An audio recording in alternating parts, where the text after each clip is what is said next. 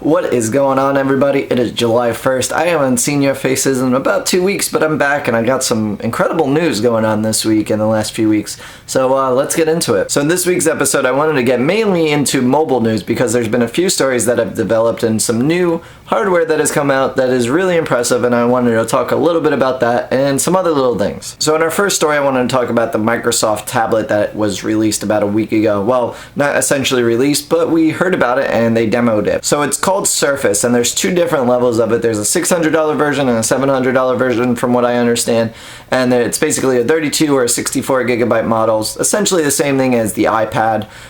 The pricing's right up along with that, and I can understand why, because it's basically a mobile computer. It's running Microsoft Windows 8 on it, so essentially everything that you could do on your laptop or your PC you will be able to do on this, which is awesome.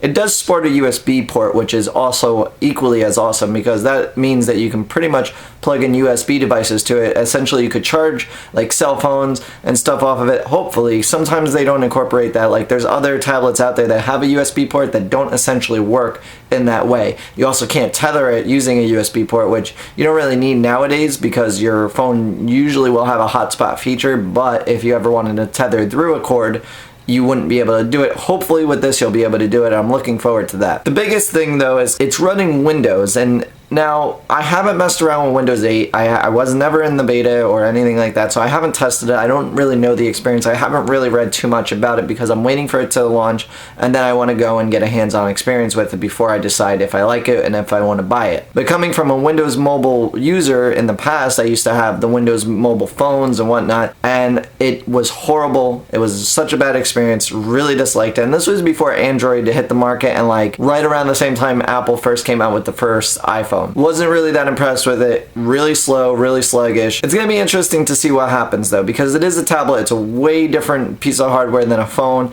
and it's just going to be interesting. I'm really excited to see this thing. I think that it's definitely going to compete in the market, but I don't think that it's going to have enough oomph to get past the Android and the Apple users. Since we got Microsoft out of the way, let's talk about Google. Google actually announced their own tablet this week also with their launch of Jelly Bean, which, if you don't know what Jelly Bean is, it's essentially their operating system. Every time they launch a new version of their operating system, it's a different tasty treat, kind of like the way Apple does Snow Leopard, Leopard, Lion, all that kind of stuff. That's what this is. But Jelly Bean introduces a few new features. One that stands out is that they're basically claiming that it's going to be much more fluid, if that's even possible, than Ice Cream Sandwich. And Ice Cream Sandwich was their previous version. And the reason why I say that is because I actually have two devices running Ice Cream Sandwich, and I love it. There's nothing better than that stock Android feel. If you get like a Samsung or a HTC phone, it's bogged down with like Sense or TouchWiz. If you don't know what that is and it's really like over your head, it's basically like their whole interface. That's why each Android phone kind of looks different, because each one is running a different version of Android, even though it could be running the same version of the initial software.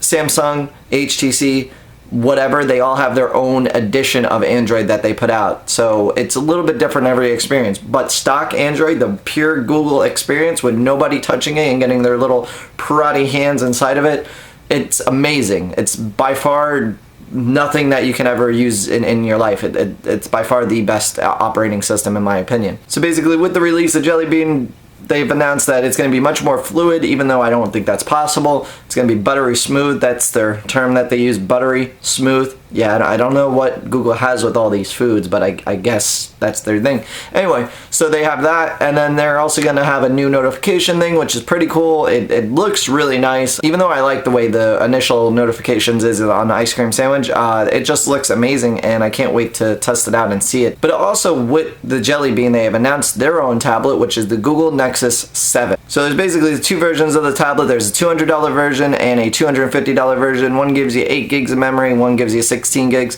Personally, before you even think about getting it, get the 16 gigabytes because you're going to use it. It's a tablet. You're going to use it for everything. I know because I have two of them. Not this, but you know what I'm saying. Get the 16 gigabytes. It's going to be well worth it.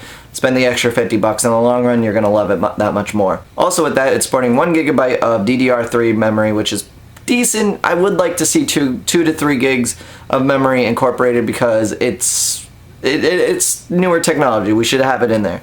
Also, it is sporting a Tegra 3 processor, which is even better than the previous ones that we've seen, the Tiger 2 and whatnot. It's like a quad core, so it's pretty good. It should run smooth. I'm really looking forward to this, and it's also running the new operating system, Jelly Bean. So it's just a handful of goodiness in a little 7-inch tablet. I think it's about 7 inches, because it's the same thing as the Kindle, which a lot of people are saying it's the Kindle killer. It's not really going to compete with the iPad or whatnot, but I say, why do you need something that big? The iPad, while it may be an amazing piece of machinery, it's an iPad. It's huge. It's not something that you can carry around with you. I'll tell you, I had the Samsung Tab, the first one, the 7-inch one that came out, and that 7-inch tablet was amazing. It's so small, it fits in your pocket, but yet it's big enough to like play movies on and not have any problems. Now I have the Galaxy Note, which is this guy right here, currently off because I'm messing around with it, but it sports everything that I need. It's big enough, it's 5 inches. Although the 7-inch tablets are going to be nice, I'm definitely going to get my hands on the Galaxy Nexus 7 tablet because it's just awesome. So our big story of this week is actually Apple winning a court case against Google and Samsung.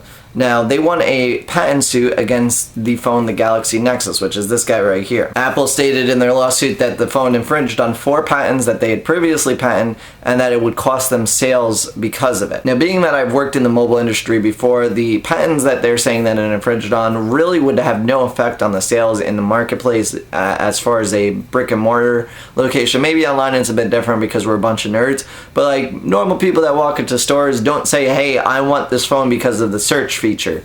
And that's pretty much Apple's main case, was the search feature that is included on the Galaxy Nexus. It says that it's infringing on the Siri patent that they have, which there is no pretty much Siri feature on that yet stock.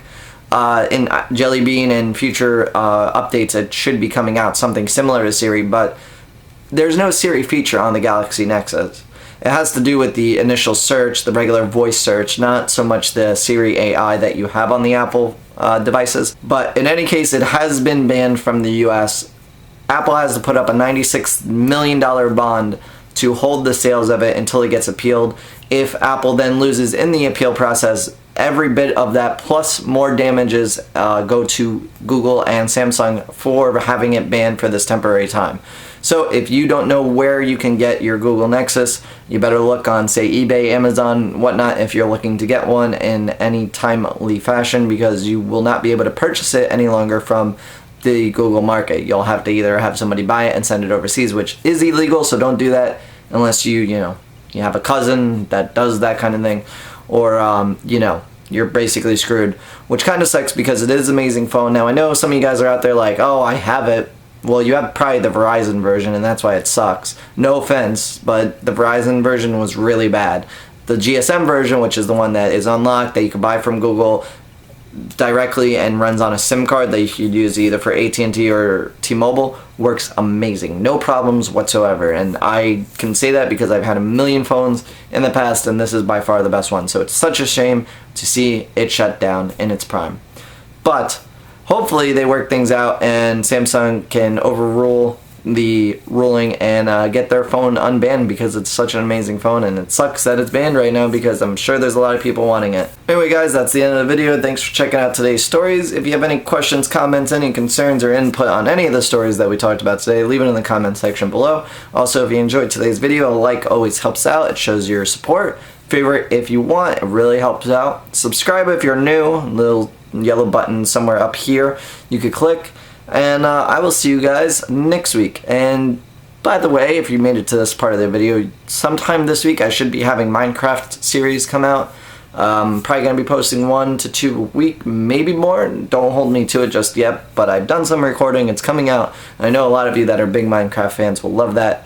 It's going to be on this channel, so just look out for it. And I think that's about it, guys. I hope you enjoy the rest of your weekend. Have a safe 4th of July. And I love your faces. Goodbye.